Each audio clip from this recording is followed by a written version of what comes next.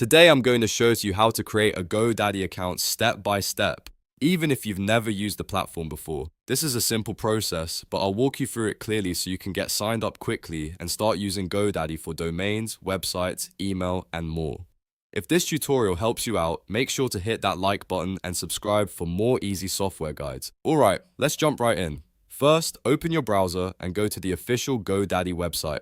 Once the homepage loads, look to the top right corner of the screen and click Sign In. Even though you're creating a new account, GoDaddy usually starts the process from the sign in area, so don't worry, you're in the right place. After that, you should see an option that says Create an Akashi Sheet an account. Click that and GoDaddy will take you to the registration page. On this page, you'll usually have a few different ways to sign up. You can continue with Facebook, Google, or use your email address. In this video, I'm using the email method because it's one of the most direct and common ways to create an account.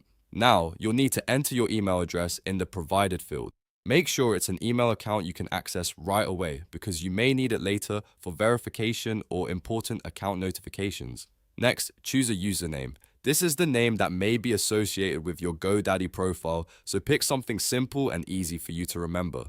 After that, create a strong password. Try to use a mix of letters, numbers, and symbols so your account stays secure. Once all your details are filled in, double check everything to make sure there are no spelling mistakes or incorrect email addresses. This is important because if you enter the wrong information, you may have trouble logging in later or receiving account emails. When everything looks good, click Create Account to finish the process. GoDaddy will then process your registration and your new account should be created within a few moments. Depending on your settings, you may be asked to verify your email address, so be sure to check your inbox if that happens. Once verification is complete, you'll be ready to use your GoDaddy account for whatever you need, whether that's buying a domain, setting up hosting, or managing a website. And that's it. You've now learned how to create a GoDaddy account in just a few simple steps. If this video was helpful, please give it a thumbs up and subscribe to the channel so you don't miss future tutorials. Thanks for watching and I'll see you in the next one.